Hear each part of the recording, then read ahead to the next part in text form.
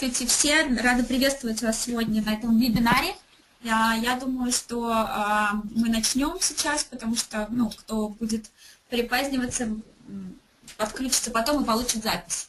So hello Joseph, I'm going to translate you today and going to lead the PowerPoint. So when you need to move the slide, please tell me. Sure, okay. Is everybody there? Can everybody hear me? Всем слышно? Поднимите ручки. У вас вот есть такие ручки слева от вас. Можно ручку поднять. Usually we get people to put up their hands if they can hear. Yeah, I see the hands, some of the hands, yeah. Okay, good. Well, then I'll go ahead and stop every couple of sentences and you tell me if that's okay as we go along. Да, хорошо. Yes, sure. Джозеф будет давать мне небольшую паузу, чтобы я могла переводить. So let's start. Okay, good. Well, welcome everybody. I'm here in London. It's a beautiful sunny afternoon. I hope for those of you that are in Moscow it's also sunny because I'm looking forward to be there soon. Добро пожаловать всем. Я вас приветствую из Лондона. У нас тут сегодня солнечный вечер. Я надеюсь, что в Москве тоже солнце, потому что я скоро к вам собираюсь приехать и хотелось бы оказаться в солнечной погоде. So my name is Joseph O'Connor. Together with my wife and partner Andrea Larges, we founded the ICC. And although Andrea can't be at the Congress in Moscow on the 20th and 21st, I will be there to entertain you. Здравствуйте, меня зовут Джозеф О'Коннор. Я вместе со своей женой и партнером Андреей Ладжис основала ICC Coaching Congress. Но несмотря на то, что она не сможет приехать в Москву на конгресс, я сам лично буду 20-21 с вами вместе на этом мероприятии. And of course there'll be many international trainers there too. It'll be a great congress, and this webinar I wanted to talk a little bit about leadership and coaching to prepare you. И, конечно же, на этом конгрессе будут принимать участие другие тренеры международные из ICC. И сегодня я бы хотела немножко поговорить с вами о лидерстве, чтобы подготовить вас к теме конгресса. So I guess I'll talk for about 40-45 minutes, and then any questions or comments from you, I'll be open for that, and we'll take about an hour in all. Я думаю, что я буду говорить около 40-45 минут, и какие-либо вопросы от вас потом оставим время на вопросы, и где-то уложимся в час на нашей работе совместно.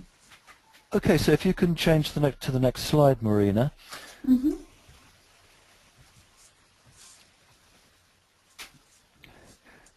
Okay, I recognize the picture, but I don't read Russian. So I'm assuming the Russian is the same as my English here. Yeah, we tried. Я не знаю русского, но я узнаю свою картинку и надеюсь, что русский перевод здесь такой же, как я его задумал на английском языке. I'm going to Japan on Thursday, and Japan is another country where I can't tell whether the language says what I say or not. В четверг я еду в Японию проводить тренинг, и там вообще, конечно, совсем тоже такой другой язык, и непонятно, что там будут говорить и что там будет написано на слайдах. Anyway, that's my problem. Так, это моя проблема, окей. So while we're here, we're going to explore how coaching can help business and develop leaders. This is very important. Leaders drive businesses, businesses drive the economy, and therefore coaching helps to drive the economy. Мы здесь для того, чтобы выяснить, как коучинг помогает бизнесу развивать лидеров и лидерство, как это влияет на экономику, и как лидеры и коучинг влияет на экономику. And I work as an executive coach, and I work with leaders.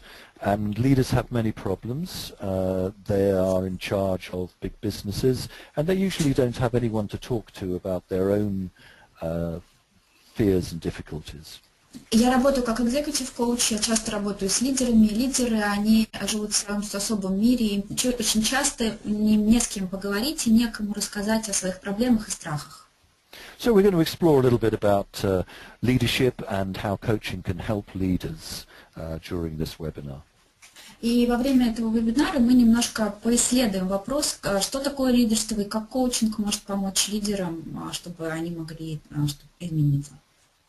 So just to give you a little bit of background for me, many years ago I worked as a professional guitarist, and I also used to teach very good guitarists on how to play the guitar in public. Чтобы вам рассказать немножко о себе, хотел бы рассказать, что много лет назад я был профессиональным гитаристом, и я учил людей гитаре, как играть на гитаре. And many of my students were players who played in concerts, and they used to come into my studio, and I used to leave them for a few minutes and say that I was just going to get a drink of water, but then I would listen at the door. И ко мне приходило много студентов, учеников, и когда они приходили на урок, я их оставлял. Они играли в концертах, я оставлял их в своей студии, в своем классе, говорил, что я пойду попить воды, и закрывал дверь и слушал, что происходит за дверью. And they would get out their guitar and they would start to practice, they would start to play. And it was always beautiful, and it was really always without mistakes, as long as I was outside the room and they didn't know I was listening.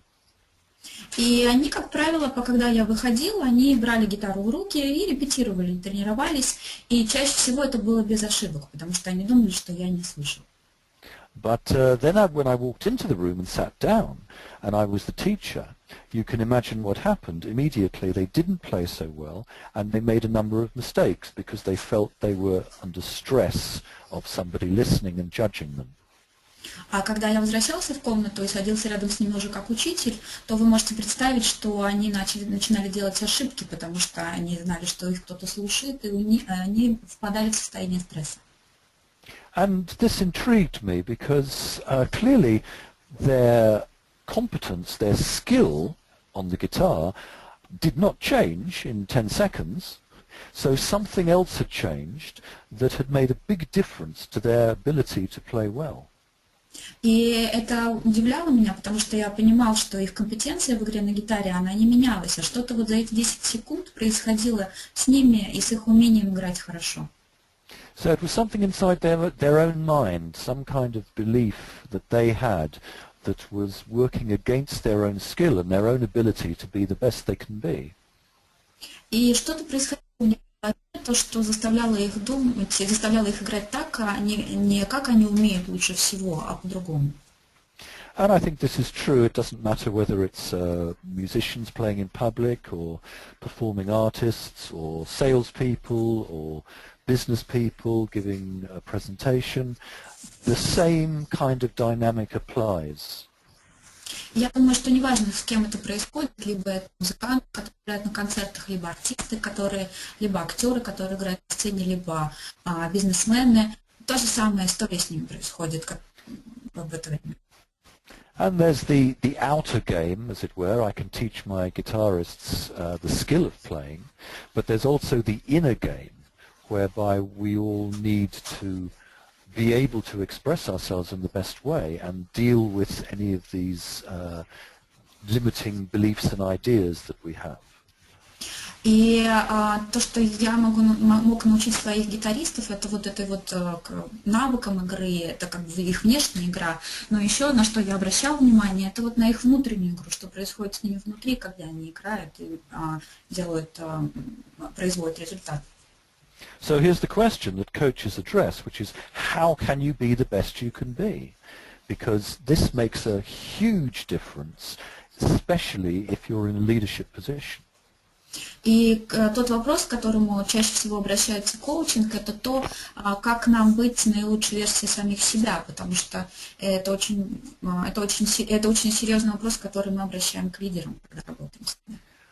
And just to illustrate this, imagine that you're the leader of a business, and on Monday morning, only half of your workforce report for work. 50% are missing on that Monday morning.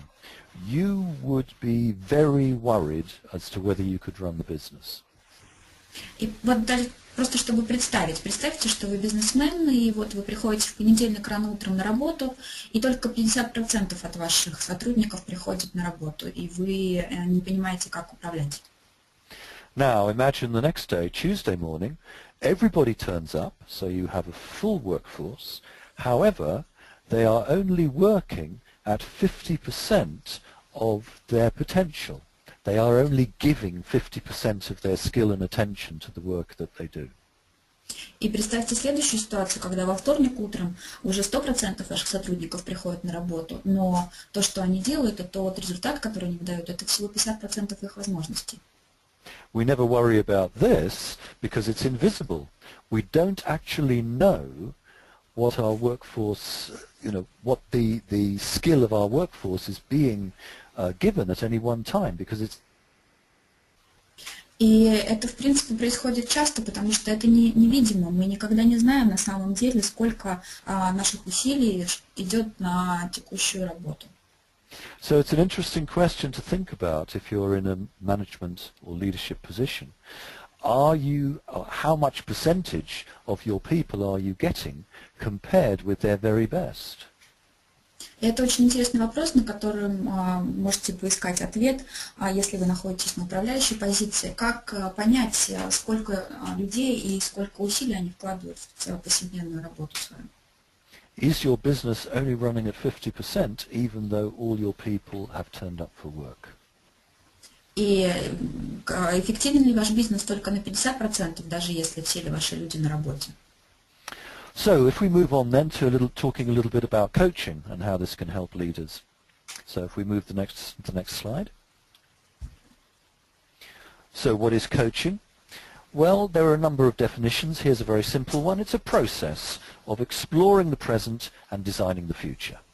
И если мы двинемся дальше и попробуем подумать о том, что такое коучинг, то вот я привел вам очень простое определение, что коучинг – это процесс исследования настоящего и определения своего будущего.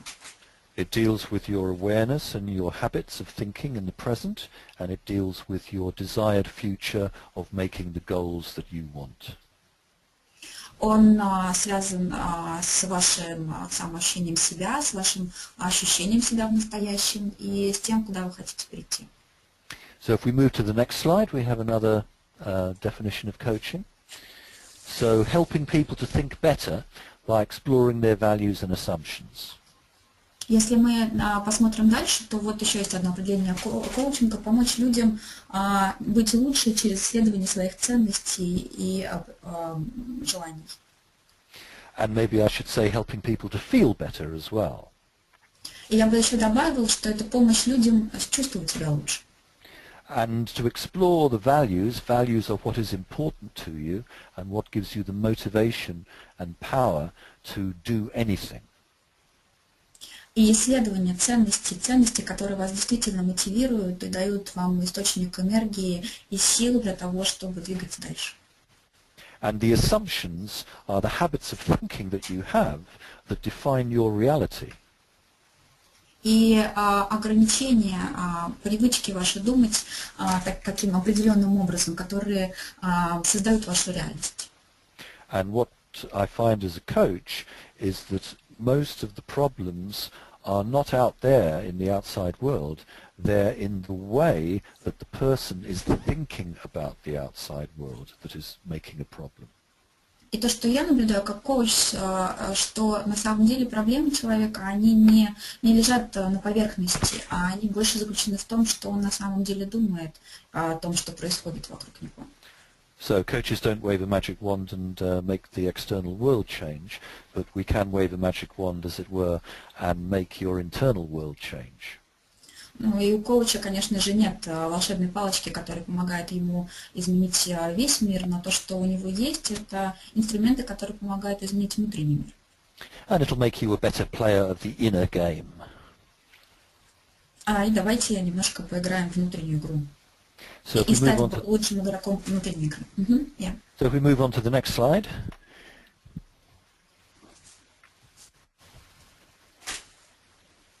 Great. I want a copy of these slides. They look much better in Russian than they do in English. Okay, I'll send you a copy then. Мне хочу сделать копию русских слайдов, потому что они выглядят лучше, чем по-английски. So here's another definition. The art and science of helping people to achieve what they want but do not think it is possible. вот вы видите еще одно определение коучинга, что это искусственная наука поддержки людей в том, что они хотят, но не думают, что это возможно. It's an art because it deals with people, it's a science because it has a methodology, and it helps people to achieve things that they were not able to do before. И это искусство, потому что оно имеет, потому что оно работает с людьми, и наука, потому что в коучинге есть та методология, которая помогает и их поддерживает. And you know, sometimes when we see leaders, we think maybe that they have different sorts of problems, but I don't think they do. They have the same problems as we do. They fear about things, they need to make good decisions, but they are more responsible and more things hinge on what they do than it does for other people. И когда мы говорим о лидерах, мы думаем, что это какие-то другие люди, но на самом деле они такие же люди, как и мы, у них чуть больше ответственности, они должны принимать правильные решения, и на них лежит ответственность не только за себя, но и за другие вещи в их жизни.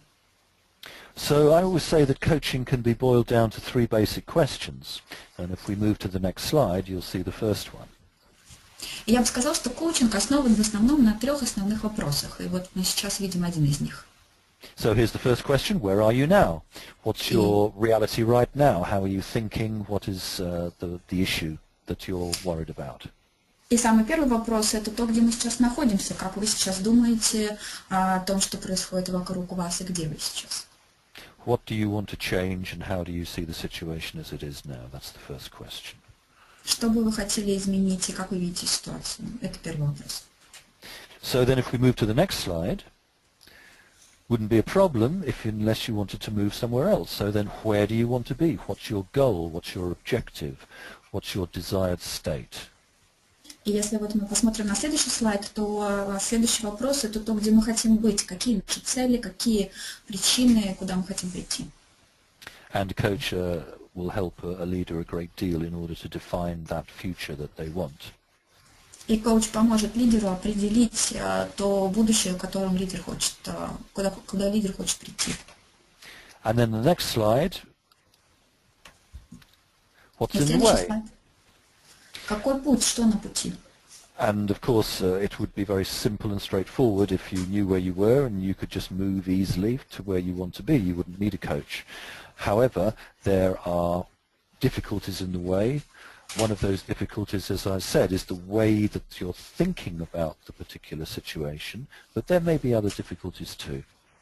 И, конечно же, было бы очень просто, если бы вы знали, где вы находитесь, и знали, куда вы хотите прийти, то построить путь несложно, но на пути всегда возникают сложности, трудности и препятствия, и коуч находится рядом, чтобы поддержать и помочь пройти этот путь. So then you may be thinking, well, that's pretty straightforward. We'll just get a coach and get the leadership coach, and everything will be great.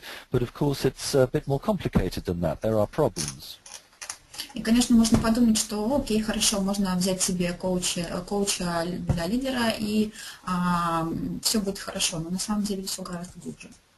So if we move to the next slide, we'll see a couple of the main problems here. And the first one is that it's expensive to invest in leadership coaching. The short-term costs are high, and there's a big variation in quality, of course, in the different coaches that you might have. И если мы посмотрим здесь, то есть несколько проблем, которые связаны с работой коуча-лидеров, потому что это краткосрочная инвестиция, и не совсем понятно, как ее оценивать. So the short-term costs need long-term benefit, or indeed short-term or medium-term benefit. There has to be some benefit in the long and medium term in order to invest in the short term. И краткосрочная инвестиция, она, как правило, имеет среднесрочные результаты. И всегда нужно понимать, для чего делать сейчас инвестицию, чтобы результат получить не сейчас, а чуть позже. And this is very important. I think it's really important to define that there is a return on investment in coaching, and this has to be carefully measured. И я думаю, что очень важно понимать, что в коучинге есть такое понятие, как возвратные инвестиции, которые можно достаточно, есть инструменты, как это измерить. And if you're going to invest a lot of money in coaching, then even more money has to come your way in the future, either directly or indirectly, as a result of that. И если лидер инвестирует время и деньги в коучинг, то он должен понимать, что гораздо больше ему вернется в будущем, когда он получит свои результаты. So then if we move on a little bit to the next slide and think about leadership. И вот сейчас мы перейдем дальше и подумаем, что такое лидерство. So what is a leader? Well, a leader is someone who goes into the unknown. They walk first into the unknown, and people are prepared to follow them. И подумаем о том, что такое лидер, то мы ответим, наверное, на этот вопрос, что лидер тот человек, который идет в неизвестное и пробует первым что-то новое. They have a vision. They see the future differently to other people, and they inspire other people to follow them into that future, and by following them into that future, they help to create that future. И у них есть видение, они вдохновляют других людей, чтобы они двигались вместе с ними к этому видению, в это будущее, и помогают им в этом, поддерживают. So a leader is a creator, because that future would not be created without their initiative and their movement into it and bringing other people into it as well. Так что лидер — это создатель, потому что без этого создателя не было бы, куда людям можно было бы двигаться и идти вслед за лидером. And a leader has presence. In other words, they listen to people, they have good communication skills, there is a real person there that people can talk to. И лидер, он всегда присутствует, у него хорошие коммуникативные навыки и знания, он всегда слышит людей и понимает, что у них происходит. People want to relate to people, and for example, to take the most obvious example with Apple, Apple made wonderful technology and everybody bought it, but then the person they focused on was Steve Jobs, the actual leader of that. И люди хотят всегда видеть людей. Например, если мы возьмем пример с компанией Apple, то они создали замечательную технологию, люди полюбили ее, стали покупать, но они ассоциировали эту компанию с их лидером Стивом Джобсом. So leaders make people think. They make people think of possibilities and difference and change rather than doing the same thing over and over again. И лидеры побуждают других людей думать и привносить в свою жизнь какие-то изменения, вместо того, чтобы говорить им, что делать снова и снова. And they tell a story, they tell a coherent story that the future can be different. And it's very important that that story that they tell is coherent. And when I say story, I don't mean something that like a fairy story. I mean something that makes sense in terms of a movement forward and that's achievable. И они рассказывают истории, каким может быть будущее. И когда я говорю про слово, я не имею в виду сказки, а именно такие истории, которые действительно могут произойти. So a leader inspires trust in others and is a creator of the future and an owner of their own presence and their own emotions and their own thinking. Итак, лидер — это создатель, он вдохновляет людей, позволяет им доверять, открываться и следовать за своим видением. So then if we move on to the next slide, which will tell us something about leadership and coaching as well, I've called it influencing the invisible because in a business you see the results, and the results are what you see, but they're a very small part of what goes on in a business. И если мы посмотрим на этот слайд, я назвала его влияние на невидимое, то в бизнесе есть результаты, которые не всегда очевидны. Because those results, those business results, whether you measure it in money or in technology or in manufacturing, those business results are the results of people's behavior in that business. И результаты эти, как правило, результаты в бизнесе, это результаты поведения других людей. And the people's behavior is a result of their emotions and their thinking. Just as we go back to my guitar students, the playing that they did, the results of the playing was driven by the emotions that they felt and the thoughts that they had. Поведение других людей, действия других людей – это результат их мыслей и их эмоций. Если, например, мы снова вспомним мой пример с студентами, которые играли на гитаре, то там их результат зависел от того, что они думали, что чувствовали в тот момент. Now, if you want better results, it's useless to try to influence the results directly. It's too late. The results are a process that has been going on for a long time.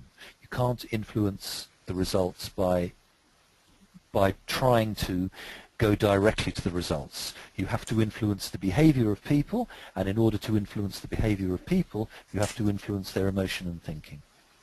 И чтобы влиять на результаты, вы не можете влиять на результаты, непосредственно влияя на эти результаты. Чтобы что-то изменить, нужно влиять на поведение других людей, а в частности поведение меняется благодаря эмоциям и способу мышления. So an authentic leader, a good leader, will engage the emotions and thinking of their people in a creative way that will lead to better results. И настоящий лидер, его еще называют аутентичный лидер, это тот человек, который влияет на эмоции и способ мышления других людей, чтобы это приводило к их другому поведению и результатам. And an authentic leader will be looking to the long-term results, but at the same time able to manage the short-term. И настоящий лидер будет сфокусирован на долгосрочных результатах, но в то же время будет способен управлять с ближнесрочными результатами. And I believe that authentic leaders, leaders that really get good results, they are about long-term, they are about sustainability, and they are driven by values.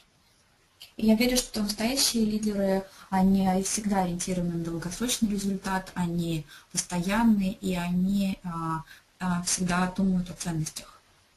And the opposite of this, the leaders that in business that don't work so well, you've probably seen some examples of this as well, are people who manipulate power, put themselves first at the expense of others, and don't look to the long term. А те лидеры, которых бизнес идет не очень хорошо, наверняка вы таких знаете, которые манипулируют другими, которые используют других, они не смотрят на долгосрочную перспективу, не сфокусированы на нее. Now, if we move to the next slide, we'll see the result of that sort of leadership, and we'll see the sort of behavior, values and thinking that doesn't work. Если мы посмотрим на следующий слайд, то мы увидим результат такого стиля лидерства и на то, что не работает. So I call this a victim. This is someone who blames other people for what happens and is always reacting to the outside rather than thinking creatively. Я называю этот стиль лидерства жертвами, которые обвиняют других людей, реагируют и строят завышенные ожидания. They're very controlling. They try to control everything because they don't have faith in anything that they can't control. They put a lot of expectations on people. They don't always spell them out, and therefore it leads to a lot of disappointment. Они все контролируют, потому что они не верят, что что-то может произойти без их контроля. У них очень завышенные ожидания, и в результате невыполненных ожиданий разочарование происходит. And this is a vicious circle, because if you make expectations on people without being clear about them, then it's likely they won't do them because they don't understand them. Therefore you'll be disappointed, and therefore you'll blame them. So the whole thing goes round. И это порочный круг, потому что когда вы ожидаете что-то от людей и недостаточно ясно донося до них, что вы хотите, и не веря в них, то, соответственно, вас ждет разочарование, вы разочаровываетесь и начинаете обвинять их. И так по кругу. So this is a result, this is what poor leadership looks like, and it's also the result of poor leadership. Это то, как выглядит вот такой стиль лидерства, и это результат такого стиля лидерства. Now if we go to the next slide, we'll see the contrast. Если мы посмотрим на следующий слайд, то мы видим контраст. So this is the authentic leader, this is the owner, the creator. They are responsible for what they do, and they take opportunities. Это авторское лидерство, аутентичное лидерство. Это лидер, который берет ответственность и видит возможности. They give choices and they make agreements with other people rather than expecting them to do things without spelling it out. Они видят возможности, дают право выбора, и они не говорят, что делать, заключают создают договоренности с другими людьми, чтобы те выполняли те задачи, которые они на себя сами берут. So this is what coaching can help leaders to do, and therefore to get better results in their business by influencing the thinking and the feeling, and therefore the behavior of their people. И, собственно, коучинг как раз-таки помогает лидерам прийти вот в эту парадигму лидерства и помочь им создать в своих других людях эмоции и другой способ мышления. Now, if we go on to the next slide, we see the result of bad leadership.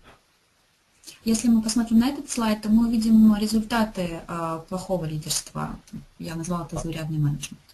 I'm calling this mediocre management. It's controlling, it's reactive, it exploits people, and it blames people.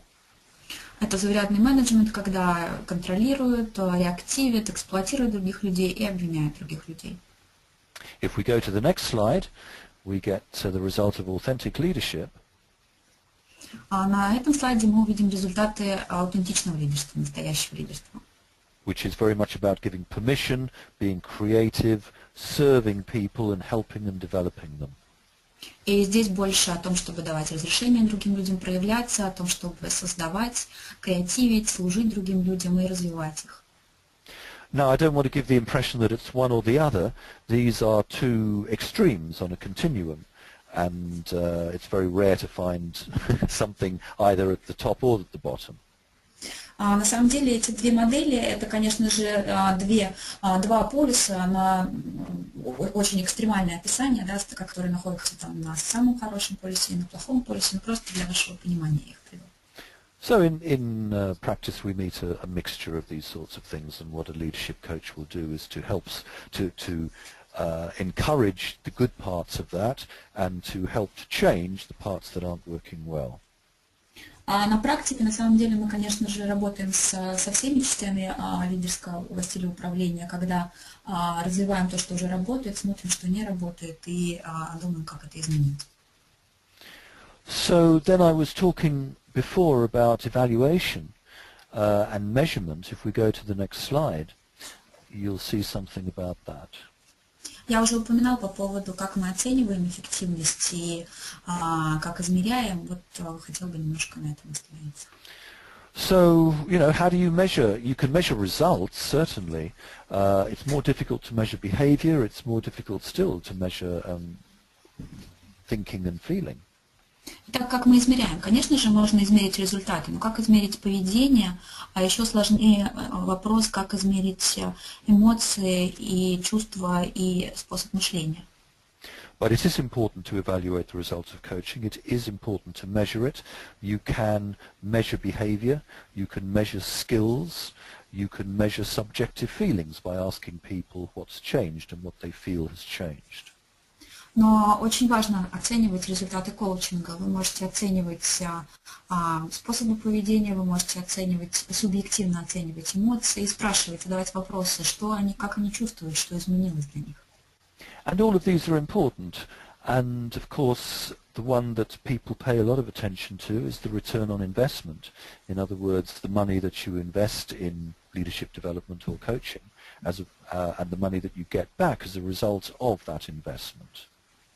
Это, конечно, очень важно, потому что многие обращают внимание на возврат инвестиций, разницы между деньгами, которые инвестировали в коучинг и в работу коуча, и между тем, что получили в итоге, какие доходы и какие прибыли. So the next slide is a challenge, really. И следующий слайд это о вызове на самом деле. We're talking about coaching, we're talking about leadership. This is important, and yet we also need to think about, well, let's see, there's 30, 35, nearly 40 people here, and you're here listening. What can you do as a result of this webinar that could generate for you a good return on investment? И такой хороший вопрос. Вот сейчас я вижу, у нас здесь порядка 35 человек на этом вебинаре. И что вы сделаете по итогам этого вебинара? Мы вот уже 35 минут провели вместе, чтобы получить возврат на вашу инвестицию 30-минутную сегодняшнюю. Now, money isn't everything, but in a business setting, it's an important way of measuring the impact of what you're doing. Деньги на самом деле здесь ни при чем, это о том, что как измерить то влияние, которое на вас сегодня произвело вот это вот общение. So if we're talking about coaching and leadership development, we also need to look at the results of good leadership and how this might be measured. Если мы говорим о коучинге, развитии эффективности и развитии лидеров и их повышении их эффективности, то есть смысл говорить о том, как это измерить. A few years ago, I did some coaching and leadership development in Citibank in Poland, and we calculated a return on investment for this. Несколько лет назад я занимался развитием лидеров в Ситибанке, в отделении Ситибанка в Польше, и мы считали там как раз-таки возвратные инвестиции. In other words, we calculated how much money they'd spent on the coaching, including the disruption that it caused, the time lost at work, and we calculated the increase in profit that they thought was due to the coaching as a result of that. И мы посчитали все эти деньги, которые они потратили на обучение коучингу, и в том числе посчитали то время, которое они пропустили, не работали, и как бы упущенную прибыль. И с другой стороны, мы посчитали ту прибыль, которую они получили по итогам работы, то, что они считали изменилось благодаря коучингу. Now, you can never measure this exactly, but you can say more or less the limits which it would be. And the limits Carry on. Никогда невозможно точно измерить, но всегда можно понять границы, как это может быть. And this is their measurement, it wasn't my measurement, and they thought that the return on investment was between 1,700% and 4,700%. И была моя оценка и их оценка, это было между 1000% и 4000%. In other words, for every dollar they invested in coaching, they got back between $17 and $47 in return.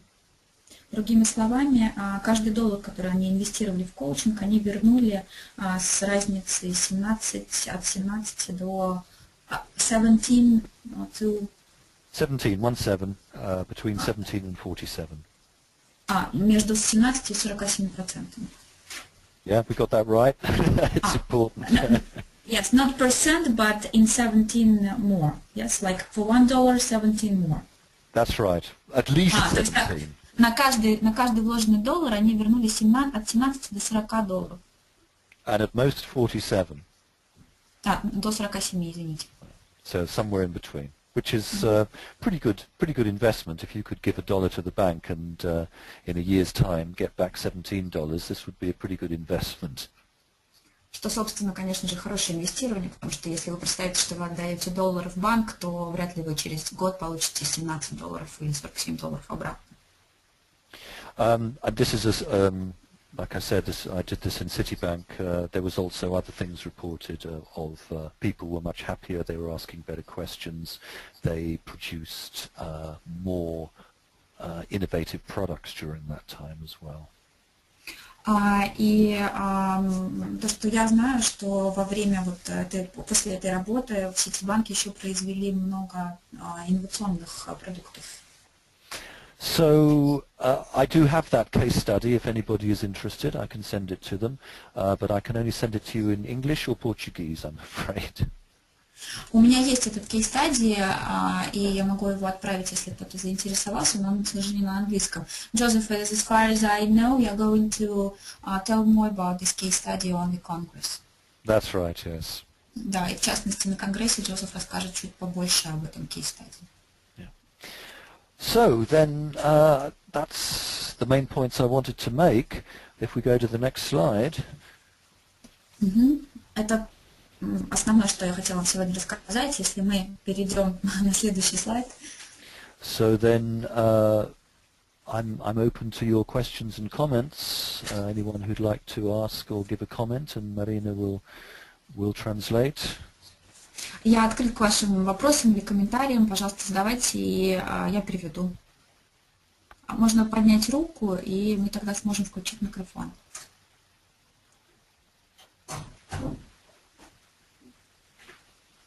Или написать... вот, Александр. Александр, пожалуйста, у вас выключен микрофон, говорите.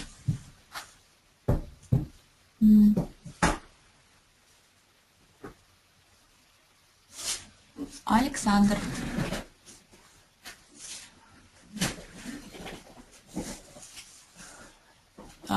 I just can't hear Alexander. Alexander has a question. He raised his hand. Right. Maybe he can type it in the box. Вы можете, если не получается говорить, написать свой вопрос, и мы его увидим, переведем, и Джозеф ответит. Maybe there's a problem with the microphone. Может быть, у вас с микрофоном проблема.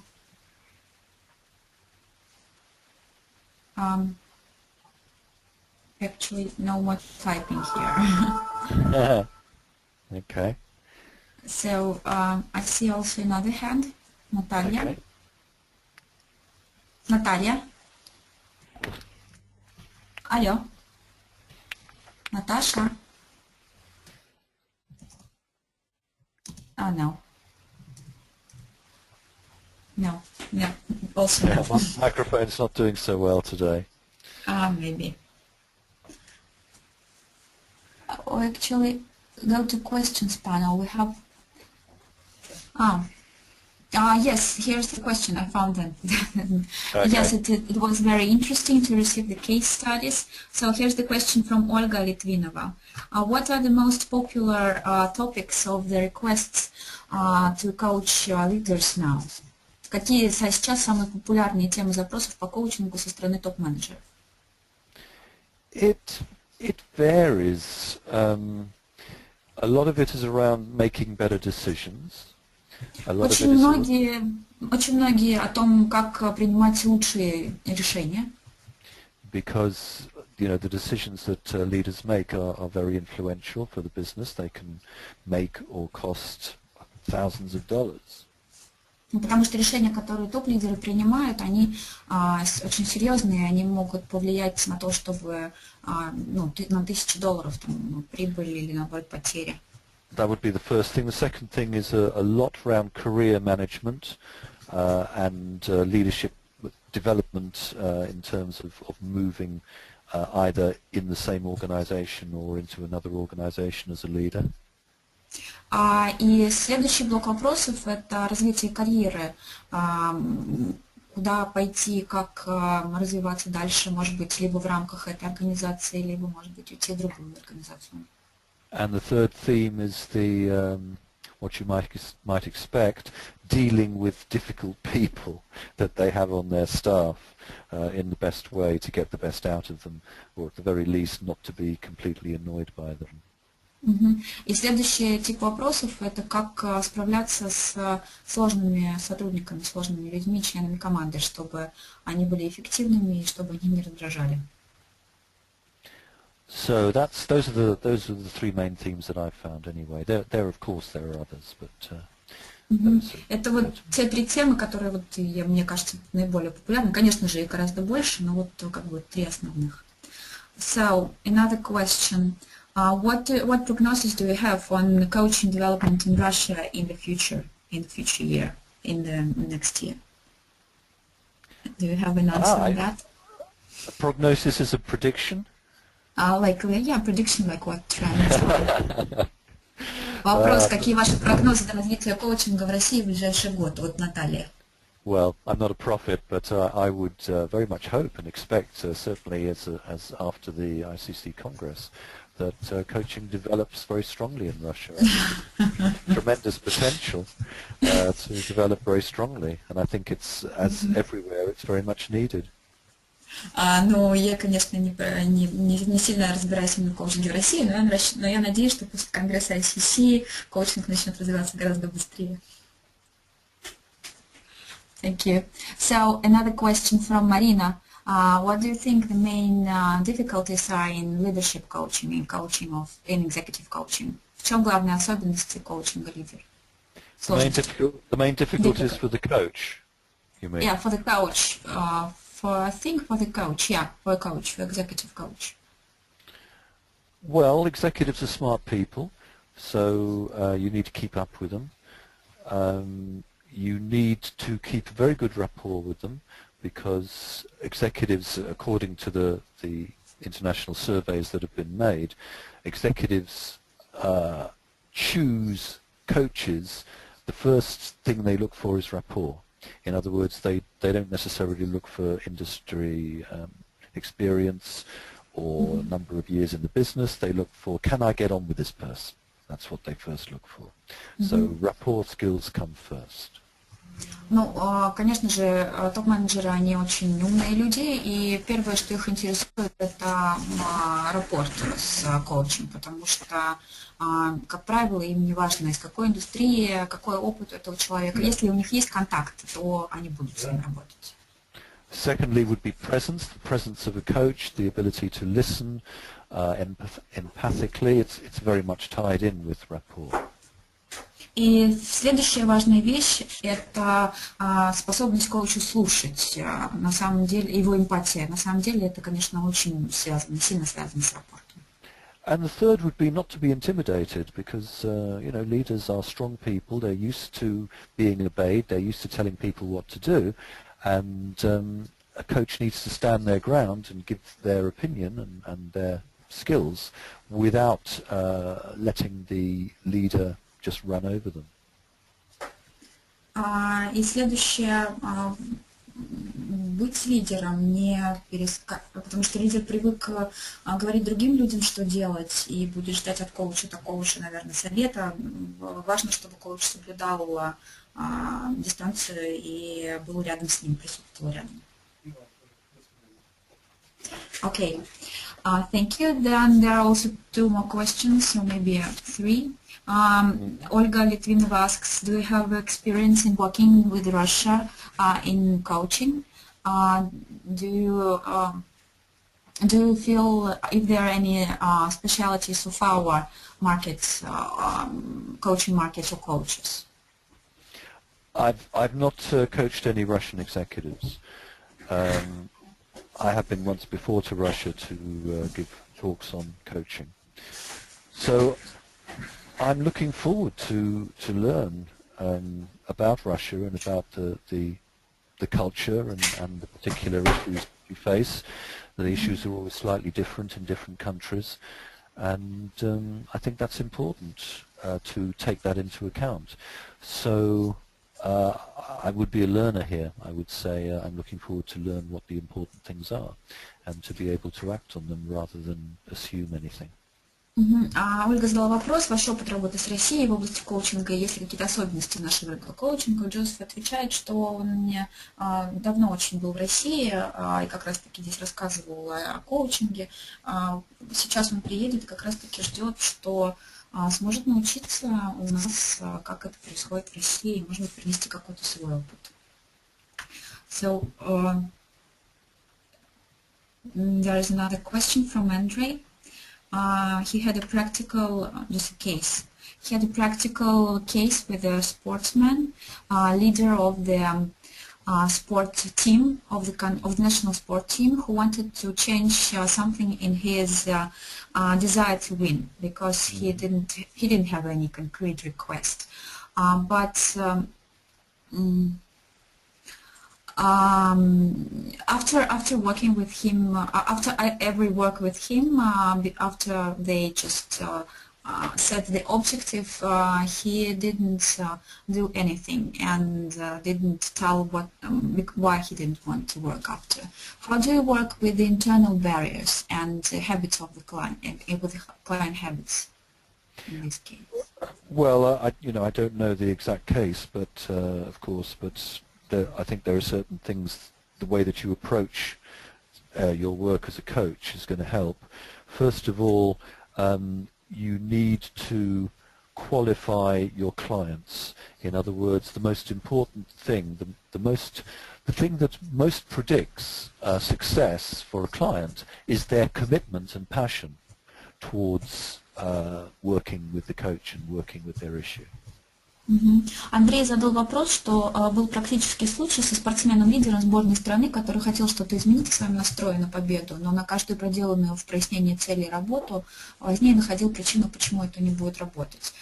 Джозеф отвечает, что на самом деле самое важное в работе коуча — это чтобы человек действительно обладает страстью и желанием, чтобы что-то изменить. И надо, скорее всего, было сначала работать вот с этим, с его желанием, а потом уже с целями и прочими.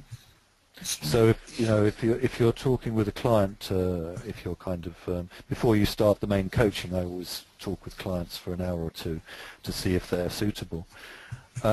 If you don't get that passion and that commitment of 10 out of 10, or at the very least 9 out of 10, they're not going to work, and therefore, it's not going to work for you either. Прежде чем работать с клиентом, Джозеф всегда общается с ним где-то около часа и проверяет обязательно приверженность и насколько тот клиент желает того, чтобы у него происходили какие-то изменения в его жизни. Иначе это не будет работать ни для коуча, ни для клиента.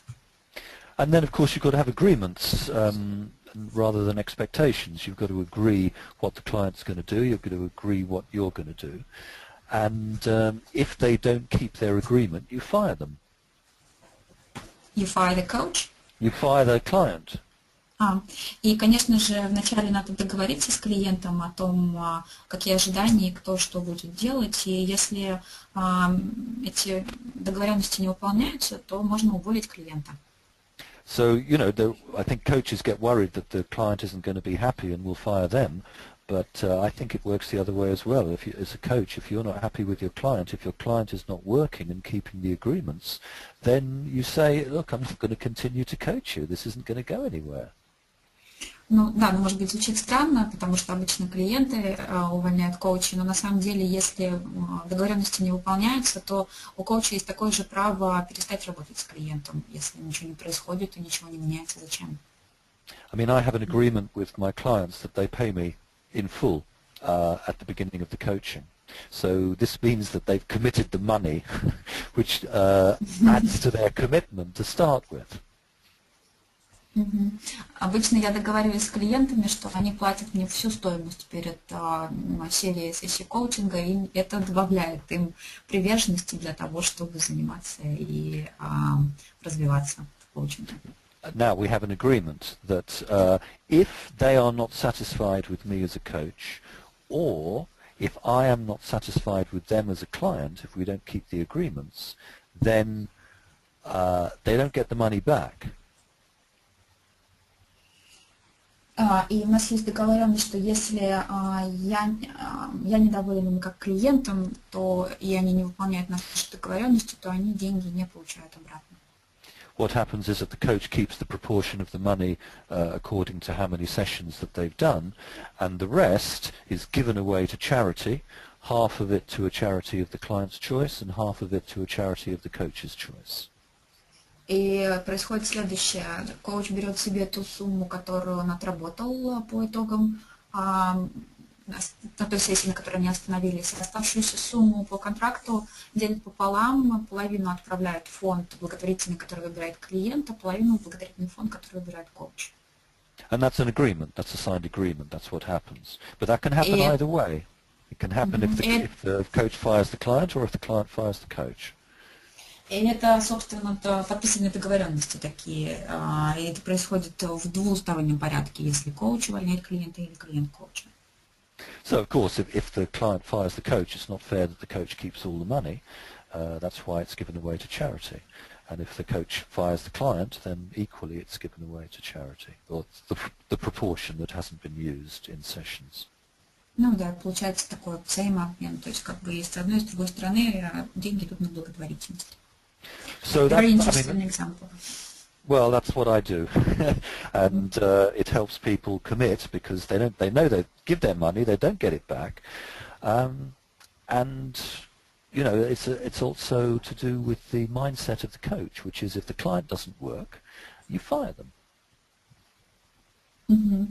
Ну и да, это помогает для, опять же, вот как сказал до этого, для большей приверженности, для лучшей работы и для осознания того, что если я не работаю, то вот происходит то, что происходит. You know, coaching is a serious business. It changes your life. So, you know, we wanted to take it seriously. Коучинг — это серьезный бизнес, он меняет жизни других людей, и есть смысл к нему относиться серьезно. Got time for maybe So one we more have question? one more. Okay, the next question is from Natalia. Joseph, as I may understand, not each leader open to coaching in Russia. It may be because of rather narrow understanding of ROI and proven cases in Russia. What would you recommend a part of Citibank example case to deal with this issue? Well, I mean, the kind of cases like Citibank can help because it's about money, you know, and business cares about money. So if they see that taking a coach is going to lead to more money, then it's an argument in favor. That's one thing. Вопрос был о том, что, насколько понимает Наталья, не каждый лидер открыт для того, чтобы коучиться в России. И, может быть, это потому, что у них очень узкое понимание, очень мало понимания о том, какой возврат на инвестиции может быть, и нет доказательств, какие, может быть, еще есть кейсы по Ситибанку. Джозеф отвечает, что на самом деле хороший кейс по поводу того, что на деньги можно вернуть деньги. And the other thing is that people may reject coaching because they don't know what coaching is. They reject it because they have an idea of what it is that's mistaken. So they reject that. They don't actually know what coaching is. И люди могут также не заказывать коуча, потому что они не знают, что такое коучинг, и не знают, что это такое в принципе. Yeah. So it's about education as well. It's about educating people what is coaching. И как раз-таки здесь важно образовывать людей и рассказывать им о том, что такое коучинг. And that being said, there may well be leaders, it doesn't necessarily in Russia more than anywhere else, there may be leaders that are just not suitable for coaching because they're not interested, and you can't coach someone who's not interested in it. И на самом деле есть такие лидеры, как не только в России, но и в других странах, которые просто не заинтересованы в коучинге, они просто никогда и не будут коучиться. Let me tell you just one story and then we finish. I say that nobody's interested in coaching, but people are interested in solving their problems. Я вам расскажу одну историю. Я обычно говорю, что люди не заинтересованы в коучинге, а заинтересованы в том, чтобы решали их проблемы. So some years ago I was an executive coach to a top executive lady in Switzerland. Несколько лет назад я был экзекутив-коучем и работал с лидером женщиной из Швейцарии. And I was living in London. I flew out to Switzerland, to Geneva, for the first session. И я жил в Лондоне и прилетел к ней в Женеву на первую сессию. And this was part of an initiative that the company gave to their top executives, which was to give them a coach for free. И это была инициатива компании, которые оплатили своим топ-лидерам, топ-менеджерам коуча бесплатно, то есть чтобы они могли с ним позаниматься. They called it their Leader of the Future program. Они называли эту программу «Лидеры будущего». So anyway, I went out to Geneva and I was waiting in a meeting room, and the lady executive came in and she had a very big pile of papers and books that she was carrying. И когда в Женеве я ждал в переговорной комнате, эта женщина вошла с большим-большим, несла с собой очень много разных бумаг и книг. And she came in, she put down the big pile of papers on the table and she said, look, I know that the organization has allocated me you as a coach, but I'm really, really busy. So you've got 10 minutes to convince me that coaching is going to help me. И она положила всю эту стопку бумаг на стол и сказала: смотрите, я знаю, что вас наняли мне, чтобы коучить меня, но я очень занята, у вас есть 10 минут, чтобы убедить меня, что мне это нужно. Which is an interesting challenge. И это, конечно, интересный вызов. So then what I didn't do was to try to convince her how great coaching is, because I don't think that would have worked. И то, что я не сделал, я не стала ее убеждать в том, что коучинг это работает, потому что я решил, что это не нужно. What I did was I indicated to her pile of papers and said, wow, seems like you're really busy, yeah? And she said, yes, yes, very busy. И то, And что я then, сделала, это я показала на ее стопку бумаг и сказала, кажется, вы очень заняты. Она сказала, да, я очень занята, немного дел. and then I said, what's the most pressing problem that you have in that pile of papers? И я спросила ее вопрос, какая та самая проблема, которая есть вот в этих бумагах, которые у вас, может, стресс вводит. And then she said, well, and she pulled out some papers and she started describing a particular problem that she had that she was working on. И она стала перебирать бумаги и описывать конкретную проблему, которая у нее сейчас есть, над которой она работала. So I started asking her some questions about that. And then an hour and a half later, we went to lunch. И я начала ей задавать вопросы по ходу дела, и через час и с чем-то мы пошли на обед. And she said, wow, that was really helpful. Was that coaching? И она сказала, ой, это было очень полезно, это и был коучинг. And I said, yes. And she said, wow, I never noticed. Я сказала, да, она говорит, ой, я даже и не заметила. So you see, people respond to coaching. People respond to coaching when it helps them to solve their problems. They don't care about anything else very much, especially if they're very busy like leaders. И вот видите, если как итог из этого рассказа могу сказать, что люди воспринимают коучинг только если он помогает решить их проблемы, потому что, в принципе, почему по-другому он должен их волновать. So, I think we'll call it a day for that. So thank you very much, Marina, for translating, and also to Andre and yourself for running the webinar, and for Alexandre for making it possible. Yeah, thank you very much. I just will give the word to Andre to tell a few words about the Congress, and see you in May. Okay. Many Hoping thanks. to see you soon. Yes, thank you, Joseph. Bye. Okay, bye-bye. Джозеф всех поблагодарил, и я передаю слово Андрею. Андрей. Да, меня слышно? Mm-hmm. Ты меня слышишь? Да, я тебя слышу. Меня слышно? Окей, да. Джозеф, спасибо большое за выступление, за вебинар про лидерство. Я на самом деле буквально еще у вас отниму 1-2 минуты. Расскажу про специальное предложение, которое есть которое мы делаем всем участникам сегодняшнего вебинара. Значит, на данный момент у нас стоимость конгресса 31 900 рублей, но для всех, кто сегодня принимал участие в вебинаре, мы фиксируем цену нашу, которая была до изменения 24 900 рублей. И если вы хотите попасть на конгресс, вы можете перейти по ссылочке. Наверное, тут не видно, да? Мы вам отправим по итогам вебинара, во-первых, ссылку на запись вебинара и ссылку на оплату. То есть вы можете попасть на конгресс по цене специальной на 7 тысяч дешевле. Все, кто сегодня присутствовал на встрече с Джозефом. Ну и еще чуть-чуть пару слов про выступление Джозефа. У Джозефа будет 3 выступления в рамках конгресса. Он будет открывать конгресс. У него будет выступление, посвященное вообще трендам мировым коучинге, что происходит, как коучинг развивается в разных странах, в тех странах, которые он посещает. В России он не был. Марина, подскажи, 7 лет. 7 лет не был, да, то есть вот он с большим перерывом. Вот, но он очень много путешествует, ездит по Южной, по Северной Америке, в Австралии бывает, в Азии. Вот у него как раз сейчас тренинг будет с Юширо, они будут проводить в Японии. Значит, и он расскажет, как коучинг развивается вообще в мире. Второе выступление будет в рамках панели, мы ее так шутливо назвали «Сколько вешать в граммах».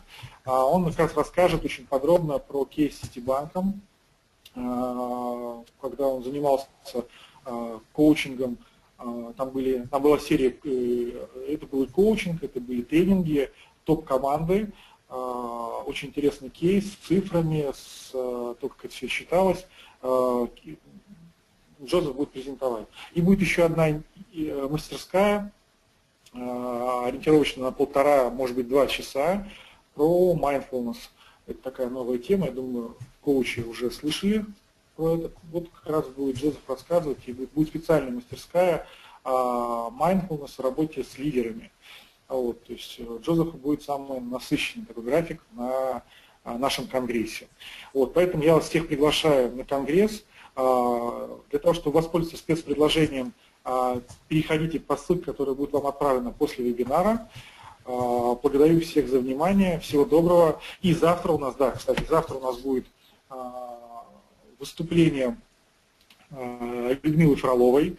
У нас начинается серия вебинаров, посвященная командному коучингу, работе с командами, созданию, формированию команд высоких достижений. И завтра будет вебинар, посвященный конфликтам в команде, как конфликты использовать как энергию, как ресурс в построении команд, в движении к целям. Такая очень интересная тема. Приглашаем завтра вас на вебинар Людмилы Фроловой. Это сертифицирующий тренер в Дании и в России. И послезавтра у нас будет 2 очень интересных вебинара. Один вебинар будет вести Наталья Васина, это сертифицированный коуч ICC. И второй Лучано Виана, это коуч из Бразилии. Тоже обе темы будут посвящены работе с командами, построению эффективных команд, построению взаимодействия, коммуникации в командах. Очень интересный будет вебинар, тоже вас приглашаю. Вот, ну, на этом я завершаю нашу сегодняшнюю встречу. Благодарю вас за участие и добро пожаловать на вебинары и на конгресс ICC в мае. Всего доброго, до свидания. Да, Ольга, можно, пришлем. Всего доброго, до свидания.